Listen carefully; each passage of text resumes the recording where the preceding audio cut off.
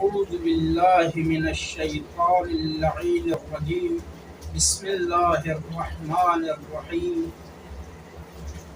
نحمده ونصلي على رسوله الكريم وعلى آله الطيبين الطاهرين المعصومين أما بعد فقد قال الله تبارك وتعالى في قرآنه المجيد وفرقانه الحميد وهو أصدق الصادقين وقوله الحق بسم الله الرحمن الرحيم وما خلقت الجن والإنس إلا ليعبدون. میرے ناظرین گرامی و سامعین محترم، جیسے کہ آپ لوگوں کی خدمت میں مسائل شرعیہ بیان ہو رہا تھا، الحمدللہ ماہ مبارک رمضان سے فارغ ہو کر ماہ شوال میں ہم داخل ہو چکے ہیں۔ تو ماہ مبارک رمضان میں ہماری یہ کوشش رہی کہ جو مسائل ماہ مبارک رمضان سے مبتلا بھی تھے ان کو ذکر کیا۔ اس کے بعد میں نے مناسب سمجھا کہ ان کی ماہ مبارک رمضان سے پہلے بھی تقلید کے بحث پر گفتگو ہوئی تھی اور عبادات کے سلسلے میں مسائل بیان ہو رہا تھا۔ ابھی مناسب سمجھا کہ اسی مسائل کو دھیرے دھیرے آگے لے چلوں۔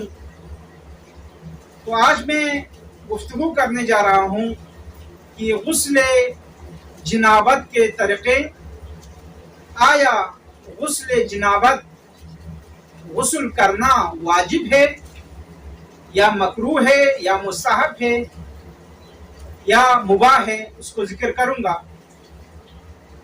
کہ سب سے پہلے خود غسل جنابت کرنا انسان پر واجب نہیں ہے۔ بہتر یہ ہے کہ انسان صاف ستھرا رہے، غسل کرے، بہتر یہ ہے۔ خود ایسا نہیں ہے کہ اگر کوئی انسان مجنب ہو جائے اس پر غسل واجب ہو جائے تو اگر وہ غسل نہ کرے تو وہ گنہگار ہوتا ہو اور فوراً اس پر غسل کرنا واجب ہو، ایسا نہیں ہے۔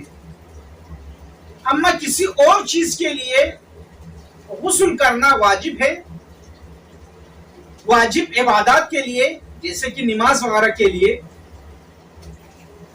ان چیزوں کے لیے غسل کرنا انسان پر واجب ہو جاتا ہے۔ جب تک انسان غسل نہ کرے جنابت کی حالت میں، وہ انسان واجب نمازیں، اللہ کی عبادت، واجب عبادتیں نہیں کر سکتے۔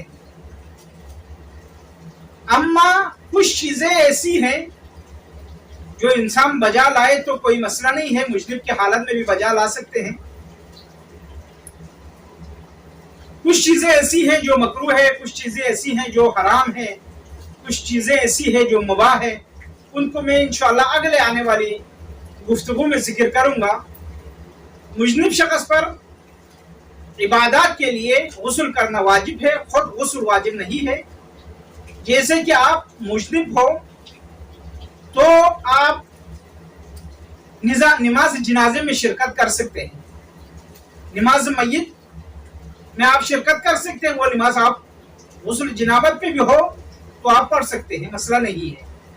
جیسے کہ سجدے شکر وغیرہ، سجدے سہو وغیرہ کرنے کے لیے بھی غسل جنابت کرنا واجب نہیں ہے۔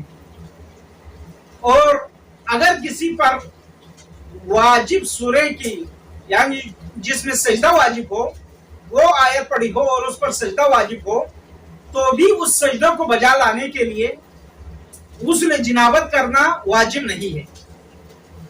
ہاں، وہ آگے ذکر آیا جائے گا کہ کتنی چیزیں ہیں جو حرام ہیں مجنب پر۔ ان میں سے ایک چیز یہ بھی ہے کہ مجنب شخص پر وہ آیتیں پڑھنا حرام ہے جس میں سجدہ واجب ہو۔ یہ اس مورد میں ہے اگر کسی پر पहले से ये वाजिब हो सजदा और उस पर क्या हो, गुस्ल वाजिब हुआ हो, तो इस सजदे को बजा लाने के लिए जो वाजिब कुरानी आयत पर जो सजदा वाजिब हो जाते हैं, उसको उस सजदे को बजा लाने के लिए गुस्ल जनाबत करना वाजिब नहीं है। करे बेहतर है, अगर न करे तो भी सजदा वो बजा ला सकता है। उसके बाद मेरे नाज़रीन गिरामी, इस गुस्ल के दो तरीके हैं। एक का नाम है गुस्ल तरतीबी और दूसरे का नाम है गुस्ल इल्तिमासी। गुस्ल तरतीबी वो जो आम इंसान बजा लाते हैं, जैसे कि नियत करके बदन साफ होने के बाद कोई नजासत बदन पर ना रहे, और बदन साफ होने के बाद नियत करे कि बस इरादा करे काफी है, मैं गुस्ल जनाबत कर रहा हूँ, यही नियत ही काफी है, कुछ बोलने की जरूरत नहीं है।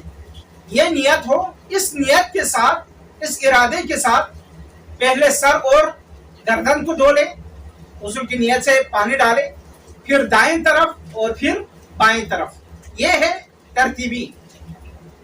एक गुस्ल है जिसका नाम इल्तिमासी है।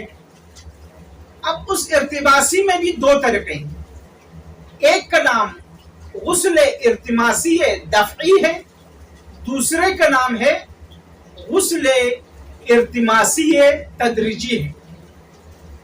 गुस्ल इल्तिमासी दफ़ई में यह है कि आप एकदम पूरे बदन को पानी में डुबो लें। गुस्ल दफ़ई में, इल्तिमासी दफ़ई में जरूरी नहीं है कि इंसान का बदन पूरा पानी से बाहर हो। इंसान अगर होश में खड़ा है, उसका आधा बदन पानी के अंदर है, तब भी वो गुस्ल इल्तिमासी दफ़ई में एक दफा नियत करके उस पानी में डुबकी लगा दे, पूरा जिस्म पानी में डूब जाए तो काफी है। जरूरी नहीं है कि उसका पूरा बदन पानी से बाहर हो। अम्मा गुस्ल इल्तिमासी तदरीजी में यह है, जरूरी है कि उस इंसान का पूरा बदन पानी से बाहर हो और वो नियत करे गुस्ल इल्तिमासी तदरीजी का, नियत करके फौरन छलन लगाए और पूरा जिस्म इस तरह से डूब जाए कि उर्फान का है कि इसने बिल्कुल अपने जिस्म को पानी के अंदर डबो लिया है, तब उसका गुस्ल सही है। अगर इस गुस्ल इल्तिमासी और तरतीबी में फर्क ये है कि फर्ज करे कि गुस्ल तरतीबी में सर और गर्दन से पहले अगर कोई दाएं बाएं जानबूझकर दाएं बाएं अगर गुस्ल की नियत से धो ले तो उसका गुस्ल बातिल है। तरतीबी में एक मसला ये भी है कि अगर फर्ज करे आपने सर और गर्दन पे पानी गुस्ल की नियत से डाला, धो लिया, उसके बाद दाएं तरफ पानी डाला, तो आपको शक हो गया कि दाएं तरफ किसी जगह पर पानी नहीं पहुंचा है, तो जरूरी नहीं है फिर आप सर और गर्दन दोबारा धो ले। जहां शक हो उसी पे पानी डाले तो काफी है, उसका गुस्ल सही है।